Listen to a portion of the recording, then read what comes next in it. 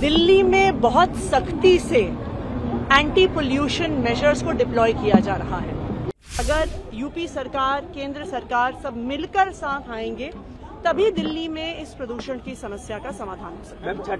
कि हम किसी पे आरोप नहीं लगाना चाहते, पर यह सच्चाई है कि हरियाणा अपना अनट्रीटेड एफ्लुएंट यमुना में डालता है। हम किसी पे आरोप नहीं लगाना चाहते, लेकिन यह सच्चाई है कि यूपी अपना अनट्रीटेड एफ्लुएंट इस समय यमुना में डालता है। दिल्ली में बहुत सख्ती से एंटी पोल्यूशन मेजर्स को डिप्लॉय किया जा रहा है, चाहे डस्ट कंट्रोल की ड्राइव्स हो।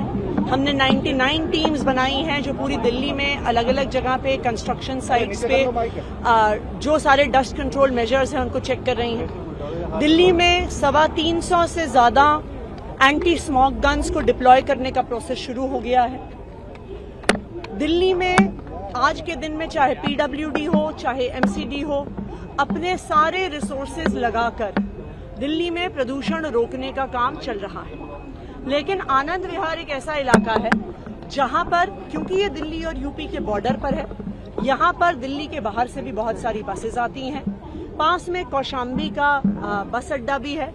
आनंद विहार एक ऐसा हॉटस्पॉट है जहां पर दिल्ली में हाईएस्ट AQI लेवल होता है। इसीलिए आज यहाँ पे दिल्ली के पर्यावरण मंत्री गोपाल राय जी और मैं यहाँ पे व्यक्तिगत तौर पे खुद आए हैं आनंद विहार में जो सारे पोल्यूशन कंट्रोल मेजर्स हैं उनका जायजा लेने के लिए।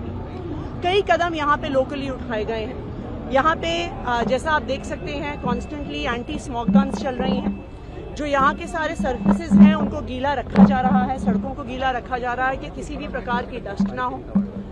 आनंद विहार के पास जो सड़कें, चाहे वो किसी एजेंसी की हो, चाहे वो एमसीडी की हो, चाहे वो पीडब्ल्यूडी की हो, चाहे एनसीआरटीसी उन्हें कंट्रोल कर रहा है, चाहे जीटीआईडीसी उनको देख रहा है, सारी सड़कों का रिपेयर करवाया गया है कि किसी भी प्रकार की सड़क टूटी हुई ना हो, क्योंकि अगर सड़क टूटी हुई होगी तो हर प्रकार का डस्ट होगा। दूसरा, जो यहाँ पे कंजेस्शन पॉइंट्स हैं उन सब कंजेस्शन पॉइंट्स पे इंक्रोचमेंट रिमूवल ड्राइव्स चलाई गई हैं, क्योंकि जब तक इंक्रोचमेंट रहेगा ट्रैफिक धीरे चलेगा और पोल्यूशन का लेवल बढ़ेगा। हम यूपी सरकार से भी बातचीत करेंगे क्योंकि पास में कौशाम्बी का बस स्टेशन है। दिल्ली में तो अब ज्यादातर CNG बसेस चलती हैं। दिल्ली में अब इलेक्ट्रिक बसेस काफी बड़ी संख्या में आ गई हैं, लेकिन पास में ही सड़क पार करते ही कौशाम्बी का बस स्टेशन है जहां पे ज्यादातर डीजल की बसेस चल रही हैं। तो अभी हम उत्तर प्रदेश की सरकार को भी रीच आउट करेंगे कि वहां पर भी अगर पोल्यूशन कंट्रोल मेजर स्ट्रांगली लगाए जाए तो उसका दिल्ली पे भी असर पड़ेगा। मैम, क्या कारक मानते हैं आप?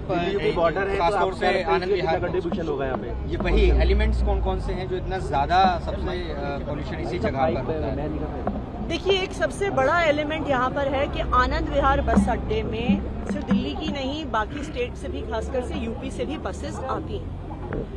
तो एक पोल्यूशन यहाँ पे बहुत ज्यादा बसेस के आवागमन की वजह से होता है। दूसरा, यहाँ पे एनसीआरटीसी की कंस्ट्रक्शन भी चल रही है। एक बड़ी कंस्ट्रक्शन साइट RRTS जो बन रहा है उसकी वजह से भी प्रदूषण होता है। तो क्योंकि यहाँ पर आनंद विहार के, हम किसी पे आरोप नहीं लगाना चाहते, पर यह सच्चाई है कि हरियाणा अपना अनट्रीटेड एफ्लुएंट यमुना में डालता है।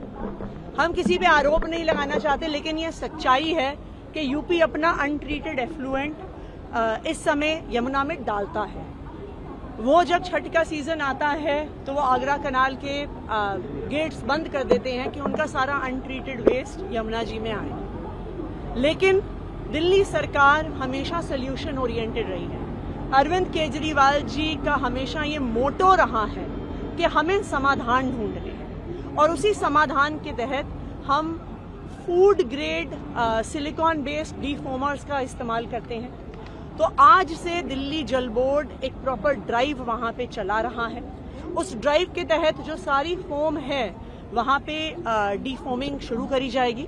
तो इसलिए देखिए, वो चाहे काम खराब करने की कोशिश करें, वो चाहे दिल्ली वालों को परेशान करने की कोशिश करें, लेकिन आम आदमी पार्टी अरविंद केजरीवाल जी के नेतृत्व में दिल्ली सरकार हमेशा दिल्ली के लोगों के लिए कोई ना कोई समाधान जरूर निकालेगी। क्या कभी यमुना साफ हो पाएगी? मैम, क्या कभी यमुना साफ हो पाएगी? क्या कभी यमुना साफ हो पाएगी? बिल्कुल होगी यमुना साफ।